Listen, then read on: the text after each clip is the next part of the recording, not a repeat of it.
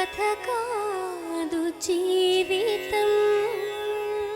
నీకు వానితోనుంది వీనితోనుంది, నువ్వు మీ అన్నతోనే ఉన్నవే నువ్వు ఇన్ని రోజులు. ఫోన్లు చేసిండు మేడం మధ్యలో, ఇంటికి రా నేను రాననేసి చెప్పిన. అయితే నీ అన్నగాంతో నీకు సుఖం దొరుకుతుంది కదా, నువ్వు అందుకే ఇంటికి వస్తలేవని చెప్పి తిట్టిండు మేడం. ఆ రోజే బాగా కొట్టినప్పుడే నాకు పోయింది మేడం ప్రెగ్నెంట్.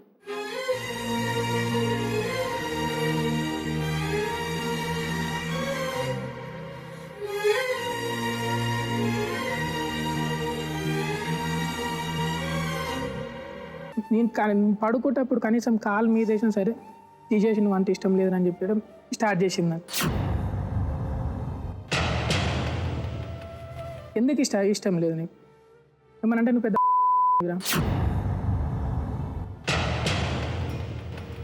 దగ్గరకు వస్తా కదా మేడం, నువ్వు నాకు సరిపోతలేవు, నువ్వు బక్కగా ఉన్నావు, నువ్వు సరిపోతలేవు నాకు, అది మంచిగా ఉంది. మరి ఈ అమ్మాయిని ఎందుకు చేసుకున్నావు? నీకు ఇద్దరు అమ్మాయిలు కావాలా? ఈమె పుస్తకం మీద ఒట్టేది చెప్పింది మేడం, నాకు ముంగట్నే ఉంది కదా మేడం, అడగండి మేడం. నా పుస్తకం ఇట్లా తీసి నా బావకి ఇట్లా చేసిన ఆమె నోటుకుంటే చెప్పింది మేడం. చెప్పలేను మేడం నేనైతే. నీ కొడుకు పుట్టి నీ కొడుకు కూడా నీలాగా అయితే ఏం చేస్తాం? పిఎస్కి ఇస్తా అంటే పిఎస్కి ఇచ్చి నీ అన్నతో సంసారం చేస్తావా ఇంట్లో అన్నాడు మేడం. మేడం నేను ఈయనను పెళ్లి చేసుకోవడానికి కారణం సగం ఆమెనే మేడం. నా అసలు నన్ను ఇట్లా పెళ్లి చేసుకోమని వాళ్ళ ఆయనకు ఎంకరేజ్ చేసింది ఆమె.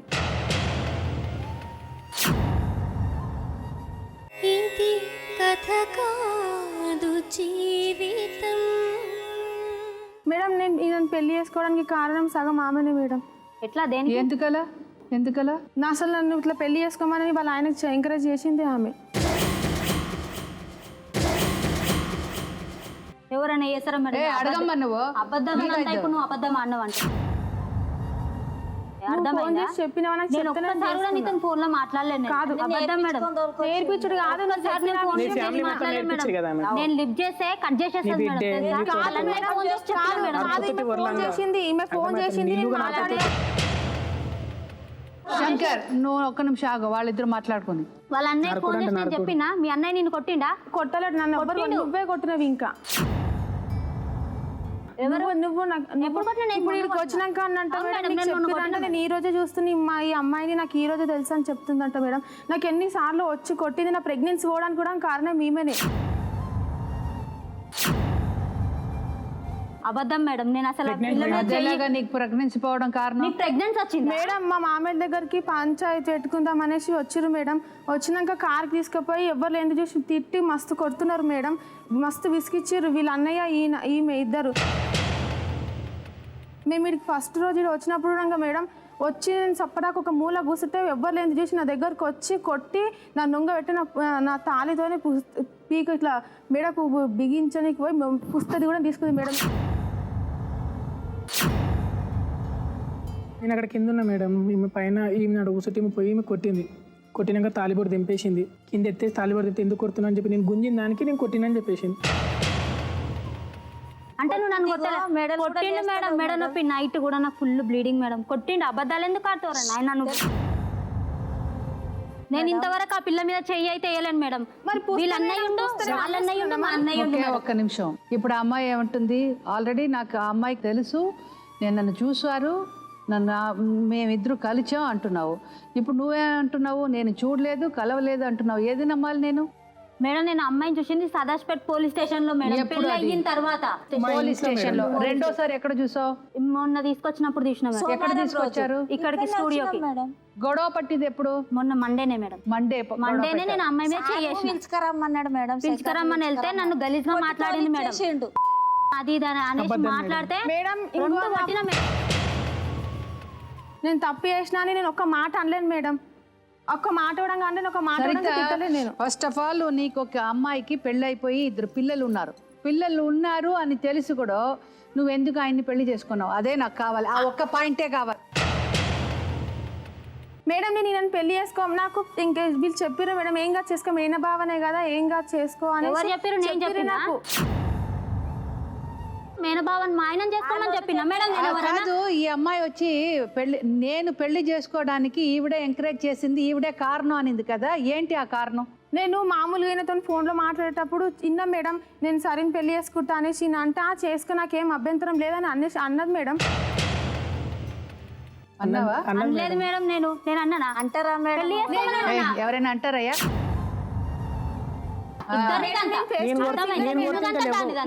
నా పిల్లల మీద ప్రమాణం మేడం, పెళ్లి చేసుకోమని. నిన్ను కొడతా ఎక్కువ నువ్వు నన్ను ఏ అభ్యంతరం లేదు, పెళ్లి చేసుకొని చెప్తారా మేడం? నిన్ను పెడతా. నీకు తెలియదా పిల్లలు మేడం? నీకు తెలియదా? నువ్వు ఆ పిల్లని పెళ్లి చేసుకుంటున్నా తెలుసు. మీ అన్నకు చెప్పినా నువ్వు నీ ధర్మంతో చెప్పు. నా ధర్మంతో నా పిల్లల మీద ఒట్టే చెప్తున్నా. మీ అన్నకు చెప్పిన, మీ అన్న నాకు చూపించిండు ఆ పిల్ల ఏ రూమ్ లో చేసుకున్నదా నువ్వు? ఏమైనా చేసుకున్నావు? చిన్నప్పటి నుంచి ఈ అబ్బాయి మీద నీకు ప్రేమ ఉంది, అప్పుడు పెళ్లి చేసేటప్పుడు ఈ అమ్మాయిని ఎందుకు ఆపలేదు వచ్చి? నాకు తెలియదు మేడం, వీళ్ళు మ్యారేజ్ అయిన మ్యారేజ్ అయిపోతే నువ్వేం చేయాల్సింది? మర్యాదగా వెళ్ళిపోవాల్సింది. ఎందుకు వెళ్ళిపోలేదు? ఊర్లో వీడు ఒక్కడే ఉన్నాడా? ఇంకొర్రాడు ఎవరు లేరా నీకు? బతిమలాడుకున్నా మేడం నేను. అదన్నీ వదిలే. అమ్మాయి పెళ్ళి అయిపోయింది, 2 పిల్లలు ఉన్నారు. పిల్లలు ఉండేటప్పుడు ఈ అబ్బాయిని ఎందుకు పెళ్లి చేసుకున్నావు? నువ్వే వాలంటీర్గా చేసుకున్నావా, లేకపోతే ఈయన వచ్చి నేను చేసుకుంటానని చెప్పాడా? నాకు ఈయననే వచ్చి పెళ్లి చేసుకుంటా అంటే నేను ఇష్టపడే చేసుకున్నా మేడం. మ్యారేజ్ చేసుకున్న విషయం గిట్ట తనకు తెలుసు మ్యామ్. మళ్ళీ తెలియదని ఇప్పుడు ఇక్కడ అంటున్నారు మేడం, కానీ తెలుసు మ్యామ్. తెలుసా నాకు? వాళ్ళ అన్నయ్య చెప్పిండు మేడం పెళ్లి చేసుకున్నా. అవునా? ఎవరమ్మా ఒప్పుకుంటారు? లూస్ లాగా మాట్లాడితే, లూస్ లాగా మాట్లాడుతుంటే నువ్వు వింటున్నా, నేను వింటున్నాను. అన్నండి మేడం, చెప్పుతోంది మేడం లవ్ మ్యారేజ్ చేసుకున్నాం ఒప్పుకుంటారా? ప్రతిదానికి అనుమానం పడతారు. నువ్వు ఎక్కడ బయటికి పోయినా, ఎక్కడ పోయినా, నువ్వు డ్యూటీకి పోయినా ఏ ఆడదన్నా అనుమానం పడుతుంది. ఇప్పుడు ఈ అమ్మాయి అనుమానం పడుతుంది. నాకు 25 ఏళ్ళు అవుతుంది పెళ్ళై, నేను కూడా అనుమానం పడతా మా ఆయన ఎవరితో మాట్లాడితే. అదే బుద్ధి బిడ్డలకు వచ్చింది కదా. సరే, ఇప్పుడు ఏమనుకుంటున్నావయ్యా? నేను చూస్తాను మేడం. ఏంటి చూస్తావు? ఏంటే చూస్తావు? అవసరం లేదు, అది ఎట్లొచ్చిందో అట్లా పోవాలి. నడమంత్రాన్ని వచ్చింది, నడమంత్రాన్నే పోవాలి. మీకు చెప్పి నేను బిడ్డని పెళ్లి చేసుకోలేను. నేను మీకు చెప్పి నీ బిడ్డని పెళ్లి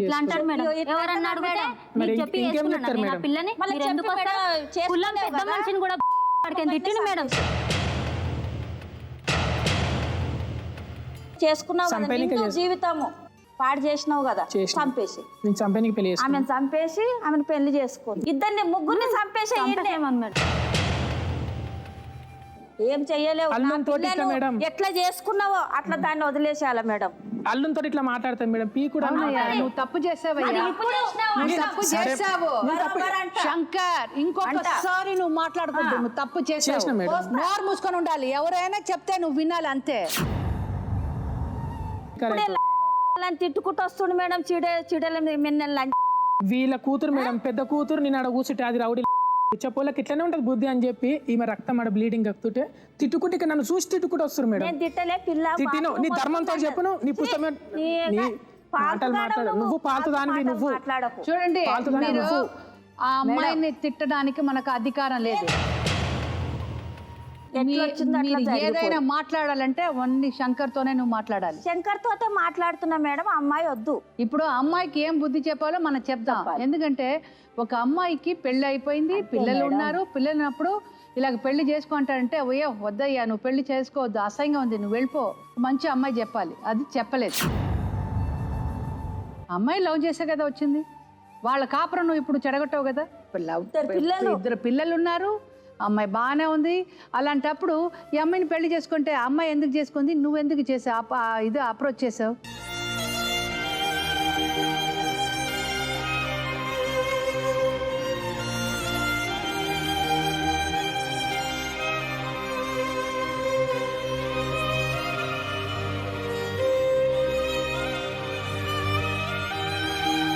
సరే మేడం, ఇట్లా చేసినావు, పెళ్ళి ఎందుకు చేసుకున్నావు అని చెప్పి అడుగుతున్నారు మేడం. నేను కాదంటలే, నేను తప్పు చేసిన. నేను సరే ఒక చిన్న మాట మేము ఇట్లా చేస్తానని చెప్పి నీకు తెలిసింది కదా మేడం. ఆ రోజు నేను ఇట్లా చెప్పినప్పుడు నువ్వు నాతో ఫ్రీగా నాతో కూర్చొని ఫ్రీగా మూవ్ అయ్యి ఇట్లా ఎందుకు చేస్తున్నావు, నీకు నేనేమైనా మిస్బిహేవ్ చేసినా, నీకు ఏమైనా డౌట్ ఉంటే నాకు చెప్పు, నేను దాన్ని సర్దిద్దుకుంటా అని చెప్పి నువ్వు చెప్పొచ్చు కదా నాకు. చెప్తారా అలాగా? ముందు మ్యాటర్ ఏ భార్య చెప్తుంది, ఏ భార్య నీకు ఏం చెప్తారయ్యా? చక్కగా ఉంది మేడం, ఏం చక్కగా ఉందని ఆమె ఏమి చక్క లేకుండా 2 పిల్లలు కన్నావు. అమ్మాయికి ఏం ప్రాబ్లం ఉంది ఇప్పుడు చెప్పు, ఏం ప్రాబ్లం? ఏంటి ప్రాబ్లం ఉంది? ఆ అమ్మాయి ఎవరితోనే వెళ్ళిపోయిందా, లేకపోతే ఏదైనా అక్రమ సంబంధం ఉందా, లేకపోతే గలీజ్గా మాట్లాడుతుందా? నేను ఆమెను పెళ్లి చేసుకునేటప్పుడు ఆమెకు చెప్పిన మేడం, మా మరదలకి ఇట్లా నాకు మాట అనుకురాని కూడా చెప్పిన అన్నారా? చెప్పలేదు మేడం. ఏదన్నా ఇట్లనే మేడం. నువ్వు లేకపోతే చచ్చిపోతాను, లారీ కిందికి పోతే తాళి కట్టించుకున్నా మేడం. నేను అడగండి, ఆ అమ్మాయి మాత్రం వద్దు మేడం, అస్సలు వద్దు మేడం. నా లైఫ్ మొత్తం నాశనం అవుతుంది ఆ అమ్మాయి. అమ్మాయి వద్దు మేడం, నాకు న్యాయం చేయండి. నా పిల్లలు 2 ఆడపిల్లలు మేడం, ఆ పిల్లల మొహం అన్నా చూడండి మేడం.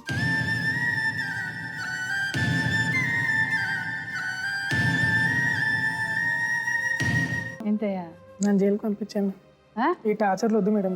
వాళ్ళిద్దరు జీవితం నువ్వే నాశనం చేశావు. సరదాగా అనుకున్నావా? పెళ్ళి అంటే సరదా అనుకున్నావా? నీకు ఏం లీగల్ ఏం చెయ్యరు. ఈ అమ్మాయి వదిలేస్తుంది, అలాగే చక్కగా ఉండేసి మన హ్యాపీగా ఉందా, తిరుగుదా, లవ్ బర్డ్స్ లాగా ఇద్దరితోనూ అనుకున్నావా? సరే, డాక్టర్ గారిని పిలుస్తాం, లాయర్ గారిని పిలుద్దాం. మేడం, డాక్టర్ గారు, లాయర్ గారు రండి.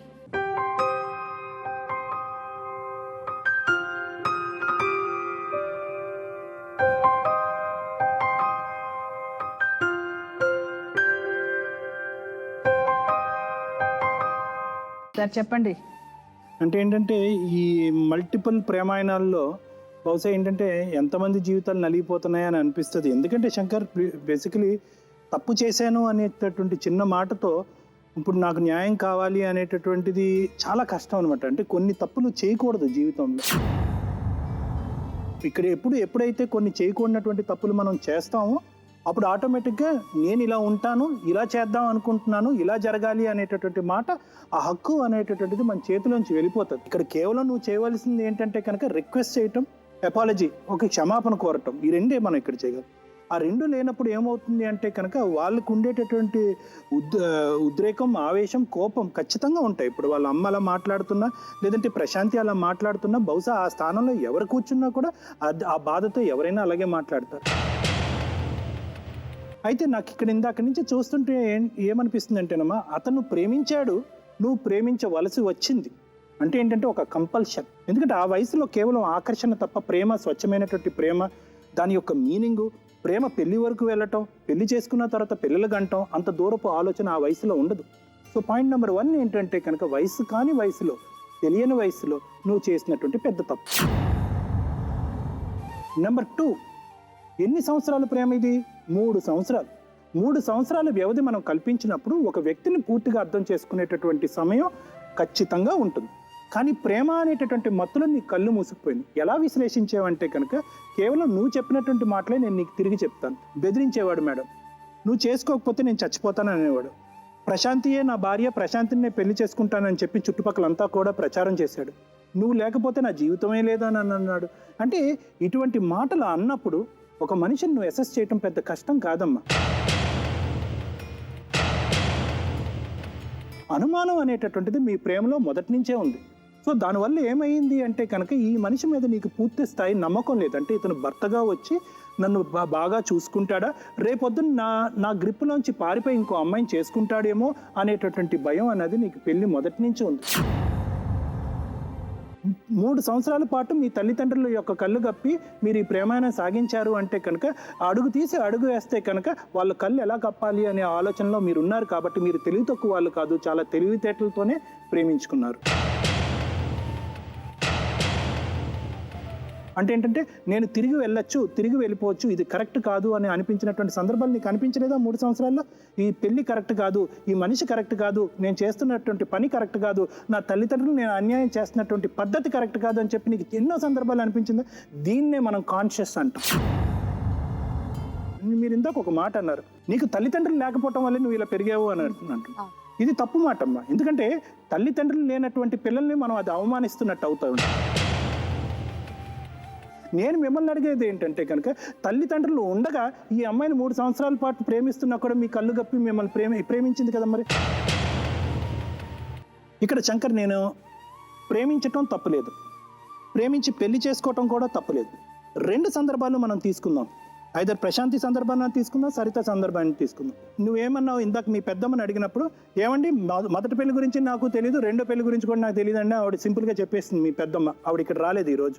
మీ సైడ్ ఏంటంటే తల్లిదండ్రుల యొక్క అంగీకారం ఉందా లేదా అనేటటువంటి అంశం మీకు అనవసరం. కానీ తల్లిదండ్రుల యొక్క పర్మిషన్ లేకుండా 2 ఆడపిల్లల్ని వాళ్ళ ఇంట్లో తీసుకొచ్చేస్తున్నప్పుడు వాళ్ళ పరిస్థితి ఎలా ఉంటుంది రేపొద్దున అనేటటువంటి ఆలోచన మీకు లేకపోవటం చాలా తప్పు. ఇక్కడ ప్రశాంతికి మభ్య పెట్టారు, రా నేను చూసేసుకుంటాను, నేను ఇది అది అని చెప్పి వెళ్ళారు, పరిగెట్టారు, ఎక్కడికో వెళ్ళారు, పెళ్లి చేసేసుకున్నారు, అక్కడితో అయిపోయింది. సెకండ్లో ఏమైనా డిఫరెన్స్ ఉందా? సరిత విషయంలో సేమ్ థింగ్ ఇక్కడ కూడా రిపీట్ అయింది. ఇప్పుడు ఉన్నటువంటి పరిస్థితి ఏంటంటే వాళ్ళు పెద్ద మనసుతో మిమ్మల్ని అంగీకరించి అల్లుడుగా స్వీకరించారు. ఓకే, అక్కడి వరకు ఆ అమ్మాయి బతికిపోయింది. మరి ఇప్పుడు సరితకి ఎవరు సమాధానం చెప్తారు? వాళ్ళ తల్లిదండ్రులు ఎప్పుడైనా అమ్మాయిని క్షమిస్తారా? వెళ్ళి ఇంకో అమ్మాయి జీవితంలో నిప్పులు పోసినందుకు ఆ అమ్మాయిని ఎప్పటికైనా తల్లిదండ్రులు క్షమిస్తారా? రేపొద్దున నువ్వు వెళ్ళి ఖచ్చితంగా ఇక్కడే ప్రశాంతితోనే ఉండాలి అనేటటువంటి న్యాయ నిర్ణయం ఇక్కడ జరిగితే కనుక రేపొద్దున సరిత పరిస్థితి ఏంటి? ఆ అమ్మాయి వెళ్ళి నడి రోడ్డు మీద నిలబడినట్టు అయిపోతుంది కదా. అంటే ఇందాక నువ్వు ఒక మాట అన్నావు. ఏంటి ఆ మాట అన్నావు అంటే చాలా ఇంపార్టెంట్. ఆ అమ్మాయి కరెక్ట్గా లేదండి అన్నావు. మేడం ఇందాక నుంచి పదే అడుగుతున్నారు, ఏంటి కరెక్ట్గా లేకపోవటం అంటే ఏంటంటే కనుక అమ్మాయి నాకు అంటే చూసుకోవట్లేదో ఏదేదో చెప్పేస్తారు. ఇలాంటి అంశాలని చూపెట్టి వేరే పెళ్లి చేసుకోవటం అన్నది కరెక్ట్ కాదు. నీలో ఆ నిలకడతనం లేదు, నీలో ఆ నిజాయితీ లేదు. ఈ పెళ్లిని నేను పూర్తి స్థాయిలో బలపరుచుకుంటాను, మా ఆవిడలో ఏమైనా లోపాలు ఉంటే కనుక సరిదిద్దుకుంటాను అనేటటువంటి మెచ్యూరిటీ, అంటే ఒక భర్తగా ఒక తండ్రిగా రావాల్సినటువంటి మెచ్యూరిటీ, ప్రత్యేకంగా 2 ఆడపిల్లలు పుట్టిన తర్వాత రావాల్సినటువంటి మెచ్యూరిటీ రాకపోవడం అనేది దురదృష్టకరం. మరదళ్ళు ఇంట్లో ఉంటే కనుక చిన్నప్పటి నుంచి పెద్దవాళ్ళు అనేసుకుంటారు, వీళ్ళిద్దరు భార్యాభర్తలు అని అనేసుకుంటూ ఉంటారు. అది పిల్లల్లో ఎటువంటి ఫిక్సేషన్ అవుతుంది అంటే కనుక, ఎటువంటి విధంగా వాళ్ళ మానసిక పరిస్థితి మారిపోతుంది అంటే కనుక, అంటే సరిత అనేటటువంటి వ్యక్తి ఎప్పటికి కూడా నా గురించి వెయిట్ చేస్తుంది. అంటే సైకలాజికల్గా ఆ అమ్మాయి ఒక తుంది నాకు. అప్పుడు ఏమవుతుంది, ఈ అమ్మాయి ప్రవర్తించేటటువంటి ప్రతి విధానం, ప్రతి మాట కూడా చేదుగా అనిపిస్తుంది. ఈ మాట, ఈ ప్రవర్తన ఎప్పుడైనా చేదుగా అనిపించినప్పుడల్లా సరిత గొప్ప బంగారంలాగా అనిపిస్తూ ఉంటుంది. అంటే ఎప్పుడు కూడా సరిత అనేటటువంటి అట్రాక్షన్ ఎప్పుడు కూడా మానసికంగా ఉంది. నువ్వు నిన్నటి నుంచి కానీ మొన్నటి నుంచి కానీ 10 రోజులు బట్టి కానీ నువ్వు ఎంచుకుంటున్న మార్గాలు మాత్రం తప్పు. ఏ ట్యాబ్లెట్లు కనిపిస్తే ఆ ట్యాబ్లెట్లు మింగేయటం, ఏ లిక్విడ్ కనిపిస్తే ఆ లిక్విడ్ తాగేయటం, ఇది కాదు మా జీవితం. నీకు నీ తల్లిదండ్రులు లేరు అనేటటువంటి బాధ నీకు ఉండొచ్చు, నా భర్త నాకు కాకుండా పోతాడు ఏమో అనేటటువంటి భయం నీకు ఉండొచ్చు. కానీ whole life is ahead of you. నీ జీవితం అంతా కూడా నీ కళ్ళెదుట ఉంది. నువ్వు అనుకుంటే ఏమన్నా సాధించవచ్చు. ఇది ఒక చిన్న ఘట్టం మాత్రమే నీ జీవితంలో. దీంతో నీ జీవితం అంతం చేసుకోవటం అన్నది పిరికితనం. ఏ క్రై ఫర్ హెల్ప్ అంటాం. అంటే నా ఏడుపు ఎవరికి అర్థం కావట్లేదు, నేను ఇలా చనిపోయేటటువంటి ప్రయత్నం చేసినప్పుడు అట్లీస్ట్ నా ఏడుపు వీళ్ళకి అర్థం అవుతుందనే ఆలోచనతో చేస్తారు. చనిపోవాలని ఉద్దేశం ఉండదు, కానీ యాక్సిడెంటల్గా చచ్చిపోతారు. ఇప్పుడు తిరిగి నువ్వేమంటున్నావు, ఆ అమ్మాయే రమ్మంది, ఆ అమ్మాయే పెళ్లి చేసుకోమంది అని అంటున్నావు. ఏ లేడీ అలా ప్రోత్సహిస్తుంది? అలా ప్రోత్సహించి మీరు ఇలా పెళ్లి చేసుకున్న తర్వాత ఆ అమ్మాయి అక్కడికి ఎందుకు కూర్చుని వచ్చి నా భర్త నాకు కావాలని పోరాటం చేస్తుంది? మీరిద్దరు ప్రేమించుకుని ఉండొచ్చు, చిన్నప్పటి నుంచి మీరిద్దరు భార్యాభర్తలుగా అనుకుని ఉండొచ్చు, కానీ అది గతం. మనకి చాలా కోరికలు, ఆశలు మన జీవితంలో చాలా ఉంటూనే ఉంటాయమ్మా. కానీ ప్రతి ఆశ, కోరిక ఫలించాలి అనేటటువంటి ఉద్దేశంతో తప్పుడు నిర్ణయాలు తీసుకుని మనం ఇలాంటి తప్పటడుగు వేస్తే కనుక జీవితం అంతా కూడా ముళ్ళపాదు కింద మారిపోతూ ఉంటుంది. అదే నీ జీవితంలో జరిగింది.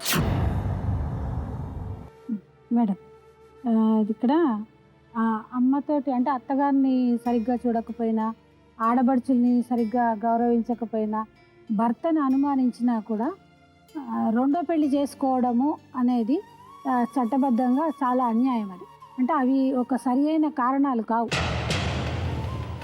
అంటే ఒక భార్య భర్త కలిసి ఉన్నప్పుడు వేరే స్త్రీ యొక్క పేరు మీరు మీ శరీరం మీద రాసుకోవడం అనేది ఇట్ అమౌంట్స్ టు చాలా గ్రాస్ క్రుయాలిటీ అని అంటారు. ప్రశాంతికి డైవర్స్ ఇవ్వడము అన్యాయం కదా అని అన్న. అంటే డైవర్స్ ఇవ్వడం అన్యాయం, కానీ మీ దగ్గర ఉంచుకుని వేరే అమ్మాయితోటి నేను కాపురం చేస్తాను, వేరే అమ్మాయి పేరు నా శరీరం మీద రాసుకుంటాను, వేరే నీకు చెప్తున్నాను కదా నేను పెళ్లి చేసుకుంటాను అని చెప్పడము, అదంతా కూడా మీ పరంగా అది న్యాయం అని అనుకుంటున్నా. అదే బావ పేరు ఆవిడ ఒంటి మీద రాసుకుంది అనుకోండి, మీరు యాక్సెప్ట్ చేస్తారా? ఎందుకు యాక్సెప్ట్ చేయరు? మీరైతే మగవాళ్ళు కనుక ఆ అమ్మాయి పేరు రాసుకుంటాను, నేను ఆ అమ్మాయి అనుమానిస్తోంది కనుక నువ్వు ఇలాంటి దానివి అని చెప్పి నువ్వు చెప్పడానికి ఇన్ని కారణాలు చూపిస్తున్నారు కదా. కానీ మీరు ఎంత తప్పు మాట్లాడుతున్నా, మీరు అది చేస్తున్నా, న్యాయ వ్యవస్థలో అలా మగవాడికి ఒక న్యాయం, ఆడవాళ్ళకి ఒక న్యాయం అనేది ఉండదు. కౌన్సిల్ చేయాలని డాక్టర్ గారు చెప్తున్నా కూడా, మేడం ఇందాక చెప్తున్నా కూడా ఇద్దరితో కలిసి ఉంటాను, అది ఈ వ్యవస్థలో కుదరదు. మీకు తెలియకుండానే చాలా కేసెస్లో మీరు ఇప్పుడు ఇరుక్కుపోయారు. అదేంటి అని అంటే, ఇందాక ఆ అమ్మాయితో మాట్లాడితే ఆల్రెడీ మిస్సింగ్ కేసు అనేది కూడా ఆ బుక్ అయి ఉందంటే సదాశివపేటలో. ఆ అమ్మాయి ఎప్పుడైతే కూడా ట్రేస్ అవుట్ అవుతుందంటే కనిపిస్తుందో, ఆ అమ్మాయిని తీసుకెళ్ళి మెజిస్ట్రేట్ గారి ముందర ప్రొడ్యూస్ చేస్తారు.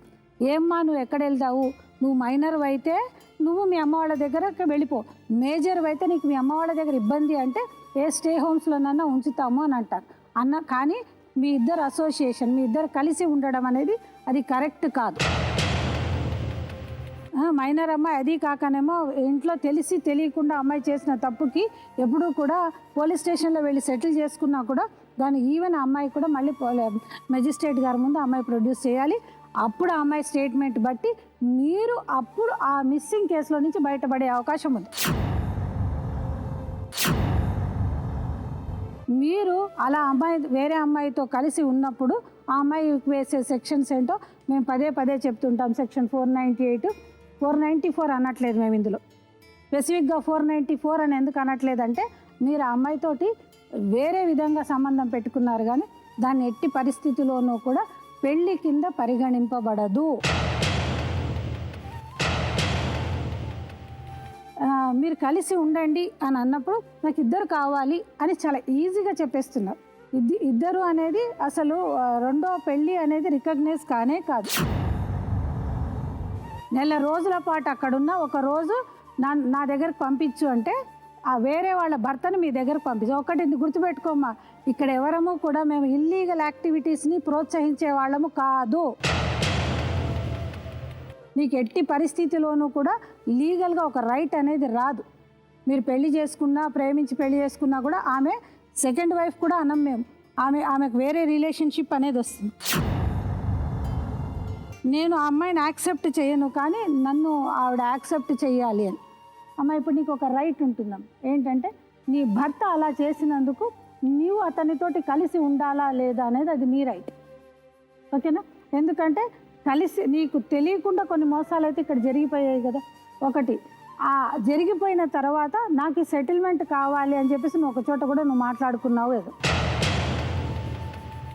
ఒకటి బాబు, ఆ అమ్మాయిని సెటిల్ చేసి ఆ అమ్మాయికి విడాకులు ఇవ్వు అని మేము చెప్పము. ఎందుకంటే లీగల్గా ఆ అమ్మాయి నీ భార్య కనుక, తెలిసో తెలియకో ఆ మైనర్ గర్ల్ నీతోటి వచ్చింది కనుక ఆ రిలేషన్షిప్ కరెక్ట్ అని 110% చెప్పము. మరి అమ్మాయి పరిస్థితి ఏంటి అని అంటే, ఒకటే అమ్మాయికి దారి ఏంటంటే, ఇమీడియట్గా నువ్వు పోలీస్ స్టేషన్కి వెళ్ళి, ఎస్ నేను వెళ్ళాను, నేను ఇప్పుడు నా తల్లిదండ్రులతో పాటు ఉంటాను అని ఒక అఫిడవిట్ లాంటిది అక్కడ ఇచ్చిన పక్షంలో ఇమీడియట్గా నిన్ను మెజిస్ట్రేట్ గారి ముందు ప్రొడ్యూస్ చేసి, లేకపోతే బేసింగ్ ఆన్ దిస్ నీ అఫిడవిట్ తోటి మిస్సింగ్ కేసు అనేది క్లోజ్ అవుతుంది. అంతే తప్ప నీకు ఇంకా వేరే ఆప్షన్ అయితే లేదు. నాకు ఆయన భర్త, నేను ఆయనతో పిల్లల్ని కంటాను, నాకు మంగళసూత్రం కట్టాడు అంటే అవన్నీ కూడా ఆషామాషి మేడం. ఆల్రెడీ మిస్సింగ్ కేసు అక్కడ ఉంది. ఈ అమ్మాయిని ప్రోత్సహించి ఐపీసీల సెక్షన్స్ మీ మీద వేయమని మేము చెప్పం. ఎందుకంటే ఇద్దరు ఆడపిల్లలు ఉన్నారు. ఆ అమ్మాయి జీవితం కూడా ఇక్కడ ఒక % మీరు ఆలోచించాల్సిన అవసరం ఉంది. ఇప్పుడు మీరు చెప్పండి, ఆ అమ్మాయిని ఎంచుకునే పరిస్థితి అయితే మీకు లేదు, ఉంటాను అనే పరిస్థితి అయితే మీకు లేదు. అర్థమైందా? గుండెల మీద రాయించుకున్నా కూడా అది ప్లాస్టిక్ సర్జరీ ఏదో చేయించుకున్నా పోతుంది.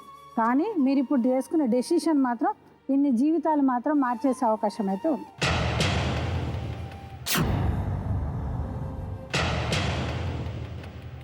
ఏంటి మేడం, న్యాయం కావాలి మేడం. నా పిల్ల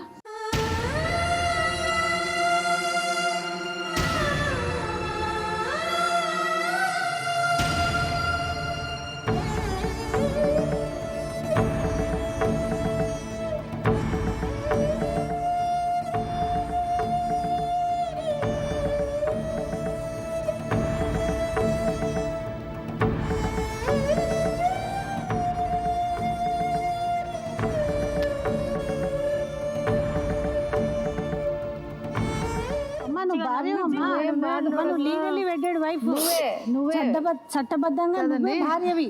నువ్వే భార్య. అర్థమైందా? నా భర్త కావాలి మేడం. మరి నీ భర్త నీకే నీ ఉన్నాడమ్మా. భర్త నీతోనే ఉంటాడు. నీ తన భర్త భర్త ఆమెను తీసుకొస్తుందేమో అని భయం. ఏం లేదు నీకే. నువ్వు వెళ్ళి కూర్చో. నువ్వు ఏడవద్దు వెళ్ళు కూర్చో.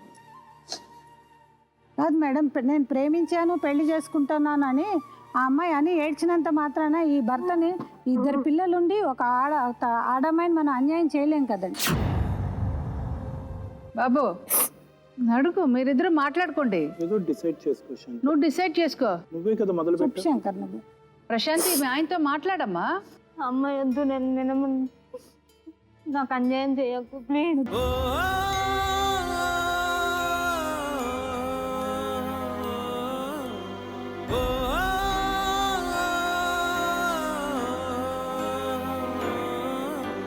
ప్రాణం పోయే బాధేదో ఈ నిమిషాన్ని తెలిసింది. బ్రతికుండంగనే కోసి నా గుండెను విసిరేసావే. ప్రాణం పోయే బాధేదో ఈ నిమిషాన్ని తెలిసింది. బ్రతికుండంగనే కోసి నా గుండెను విసిరేసావే. ఆ అమ్మాయికి ఇంకా ఎవ్వరు లేరు. ఈ అమ్మాయికి ఇద్దరు ఆడపిల్లలు ఉన్నారు. నిన్ను నమ్ముకుని బతికింది ఇన్ని రోజులు. ఇద్దరు చిన్న పిల్లలమ్మా, ఇద్దరు చిన్న పిల్లలు. తెలిసి చేసుకుంది జీవితం. మీ అల్లుడిని బతిమాలుకో. మీ అల్లుడిని మీరు తిట్టకూడదు.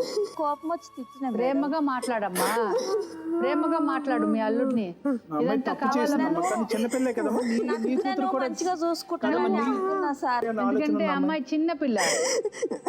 ఆమె అయిన తప్పు పెట్టుకుని ఆమెను ఎందుకు అనాలి మేడం? అదే మరి ఇప్పుడు ఆ అమ్మాయి గురించి మాకు అట్లా ఇరికిపోయింది. నాకు అదే ప్రాబ్లం ఉందంటే అమ్మాయి గురించే.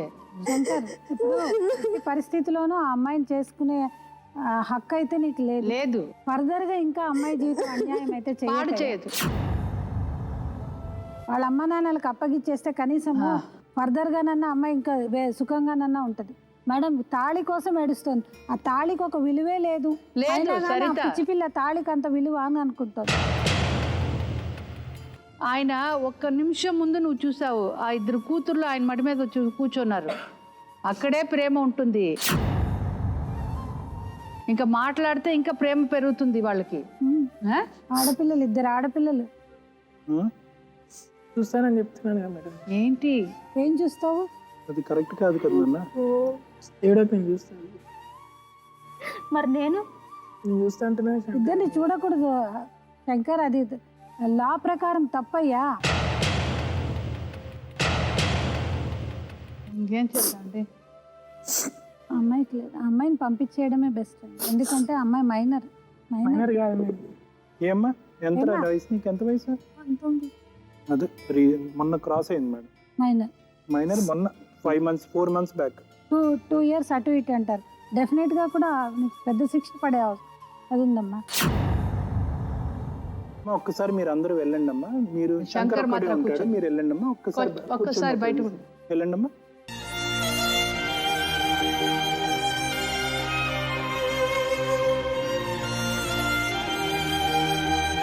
డాక్టర్ గారు చెప్పాలి. అదే శంకర్, ఇందాక ఇలా నేను మాట్లాడటానికి ప్రధానమైనటువంటి కారణం ఏంటంటే, ఇందాక ఒక మాట మాకు వినిపించింది ఇందాక రికార్డింగ్లో. నువ్వు నేను సరితో ఒక మాట మాట్లాడుకుంటున్నారు. దేని గురించి మాట్లాడుకుంటున్నారు చెప్పగలవా?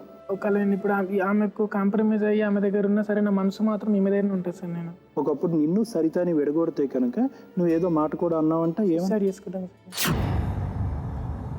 సూసైడా? ఎందుకు? ఇంకుండేది సరే. అసలు ఆమెతో కాంప్రమైజ్ అయినా సరే నేను నా మనసు ఇక్కడే ఉంటా సార్. నేను సరితాన్ని దూరం చేస్తే మీరిద్దరు సూసైడ్ చేసుకుంటారా? అంటే ఈ సమస్యకి పరిష్కారం సూసైడేనా? ఇంకా నాకు ఇంకేం తోవలేదు సార్. ఇప్పుడు మరి నేను తెలియక ఒక మాట అడుగుతాను. ఇదే మాట ప్రశాంతి అంటే, నా భర్త సరితతో పాటు ఉంటే కనుక నేను నా పిల్లలతో పాటు నేను సూసైడ్ చేసుకుంటానని ప్రశాంతి ఒక మాట అంటే, అప్పుడు అలా కాదు. నీ మనసులో దీనికి ఉండేటటువంటి ఒక పరిష్కారం ఎక్కడో చోట, నీ బ్రెయిన్లో ఎక్కడో చోట ఏదో మూలన ఉండుంటుంది. ఆ పరిష్కారం ఏంటో చెప్పు. ఇప్పుడు న్యాయం అన్నది ఇద్దరి వైపు జరగాలి. సరితకి జరగాలి, ప్రశాంతికి జరగాలి. చనిపోవటం అన్నది ఈ సమస్యకి పరిష్కారం కాదు. పిల్లలు కూడా నాశనం అయిపోతున్నారు ఇందులో. నేను సరితతో ఉందాం అనుకుంటున్నా సార్. ఆమెకి ఏదైనా సెట్ చేస్తాను సార్ నేను ప్రశాంతికి. సెట్ చేయటం అంటే సెట్ అంటే ఎట్లా, ఏ విధంగా? ఇప్పుడు నాకు 2 అమ్మాయిలు మేడం, ఆ, 2 అమ్మాయిలు. ఆమెకు పిల్లలకి ఇంత వేసిన ఆమె నాతో ఉంటానా పర్లేదు మేడం. లేదు వాళ్ళ మమ్మీ వాళ్ళ ఇంట్లో ఉంటా, నాకు మెయింటెనెన్స్ అని ఇస్తాను మేడం. ఆ. సెట్ కానీ అమ్మాయితోటి మాత్రం మీరు ఉండే అవకాశం లేదు. అంటే నాకు ఒకటి తెలియక అడుగుతాను, ప్రశాంతి నీ మనసులో ఏ స్థానం లేదా తనకి? ఆమె పోగొట్టుకుంది సార్. అదేలాగా తప్పు శంకర్, అలా అన్నది. ఎందుకంటే 2 ఆడపిల్లలు ఉన్నారు. నువ్వు అంత గాఢంగా ప్రేమించినటువంటి అమ్మాయి ఈ రోజు నీ మనసులో ఏ మూలన లేకుండా ఉండేటటువంటి దిక్కుతోచని పరిస్థితి అమ్మాయి. చాలా తప్పు నాన్న, ఆ మాట మాత్రం నేను ఒప్పుకోను. శంకర్కి ప్రశాంతి నచ్చట్లేదు కనుక కారణాలు వెతుక్కుంటున్నాడు అంతే తప్ప రెట్రోస్పెక్టివ్ గా ఏ కారణాలైనా వెతుక్కుంటున్నావు నువ్వు. ఒక్కటి మాత్రం మీరు ఆలోచించుకోండి శంకర్ గారు, భార్యను వద్దంటున్నారు మీరు. ఇందాక మీ పిల్లలు మీ దగ్గరకు వచ్చారు, భార్యతో పాటు పిల్లలు కూడా మీకు దూరం అయ్యే అవకాశాలు ఉంటాయి. అవునా? భార్య వద్దని అనుకున్నప్పుడు పిల్లలు కూడా న్యాచురల్గా దూరం అయిపోతారు. దానికి కూడా మీరు ప్రిపేర్ కండి. దానికి మీరు కేవలం ఆ అమ్మాయి మీద ఉన్న ఆ కోపము, ఇష్టం లేని తనం నాకు అక్కర్లేదని ఇప్పుడు చెప్పగలుగుతున్నారు. కానీ మీరు ఒక కూడుకున్న సంసారం, 2 పిల్లలు, మీరు వాళ్ళకు కూడా మీరు దూరం అయిపోతారు. ఎలా ఉండగలుగుతారు మీరు చెప్పండి? నీలాగే వాళ్ళు కూడా తండ్రి లేకుండా అనాథలాగా తిరుగుతారు అంతే. పిల్లలు కూడా లేకపోయినా పర్లేదు అనే ఆలోచన కూడా ఉంది కదా నీ మనసులో. పిల్లలు కావాలా? ఎందుకు ఉండలేవు? ఇప్పుడు తప్పు చేసిందని చెప్పి తప్పు చేసిన అంటారు. మేము తప్పు చేయకముందు నుంచి ఇదే ప్రాబ్లం. ఎందుకు ఉండలేవు? నేను చెప్పుకోలేను మేడం. నేను మీరు వెళ్ళండి ఒకసారి. మీరు వెళ్ళండి, సరితాను రమ్మని చెప్పండి.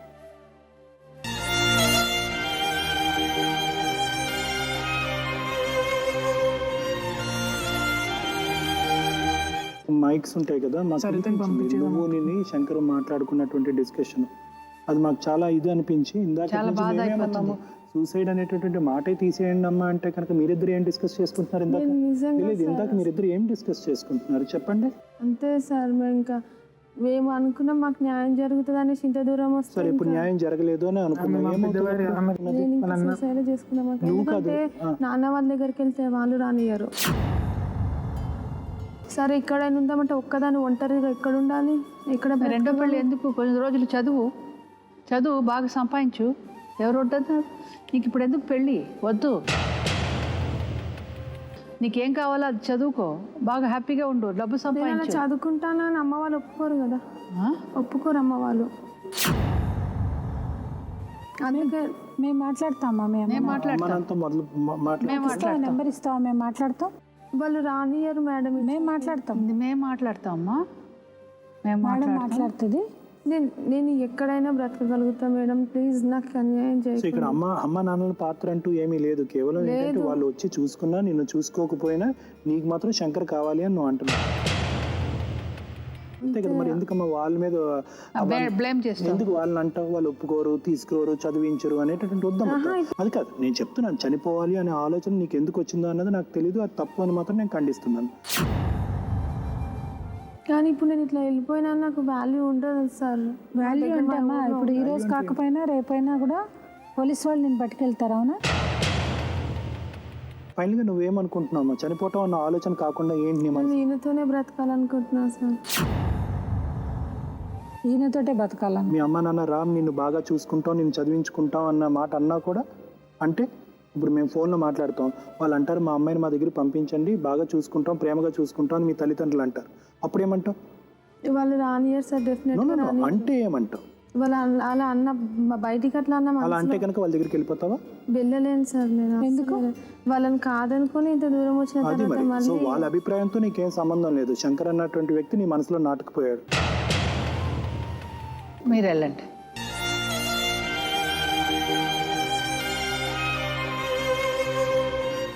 చెప్పండి మేడం. అదే మేడం, ఇప్పుడు వీళ్ళు ముగ్గురిని కౌన్సిల్ చేసిన తర్వాత ఇప్పుడు వాళ్ళు ఇండివిజువల్గా ఎవరి ఉద్దేశం ఏంటి అన్నది మీరు ప్రత్యేకంగా అడిగితే బాగుంటుంది మేడం. ఏంటప్పా చెప్పు, ఏమనుకుంటున్నావు? ఇప్పుడు ఆమెతో కాంప్రమైజ్ ఉన్నా సరే నేను ఈమె దగ్గర అయ్యో ఆమెకు ద్రోహం చేసినాను, నాకు మనసు మొత్తం ఇక్కడే ఉంటుంది. ఆమెకు అన్యాయం చేశాను నేను ఇక్కడే ఉండిపోతాను మేడం. సరే దగ్గర ఆమెకు ఏమైనా చేయమని చేస్తాను. సరే, నువ్వు మనసుకు ఎక్కువ విలువ ఇస్తున్నావు తప్ప నీకుండే బంధాలు బాంధవ్యాల మీద నీకు అంత ఇంట్రెస్ట్ అయితే లేదు. నువ్వు అది విలువ ఇచ్చే మనిషిలాగా కూడా కనబడట్లే మేడం. ఇక్కడ మాత్రం ఒకటి, ఆల్రెడీ మైనర్ గర్ల్ మిస్సింగ్ అనే దాని మీద ఆ కేసు మాత్రం అక్కడ పెండింగ్ ఉంది కనుక మేము నీ భార్యతోటి కలిసి ఉండు విడిపో అనే చెప్పే హక్కు మాత్రం ఇక్కడ లేదు. ఫస్ట్ నువ్వు ఆ అమ్మాయి పోలీస్ స్టేషన్కి వెళ్ళి తను ఎక్కడ ఉంది ఏముంది అనేది అదొకటి క్లియర్ చేసుకోండి. ఎందుకంటే ఆ తర్వాత అమ్మ నీ హక్కులు మాత్రం 110% ఉన్నాయి. నువ్వు అతని భార్య, ఆయన ఉండను అన్నా కూడా నేను ఆయనతో ఉంటాను అనే హక్కు నీకుంది. వేరే నీ మనసు చెప్పిన ప్రకారము మనిషి వెళ్ళకూడదు, అదొక్కటి మాత్రం నేర్చుకో. ఇప్పుడు నీకు మనసు ఉండట్లేదని చెప్పి అమ్మాయిని వదిలిపెట్టినా కూడా లా ఎప్పటికీ నిన్ను సపోర్ట్ చెయ్యదు. నువ్వు నేను చచ్చిపోతానన్నా, ఆ అమ్మాయి చచ్చిపోతానన్నా కూడా లా మాత్రం ఎట్టి పరిస్థితుల్లోనూ అది కుదరదు.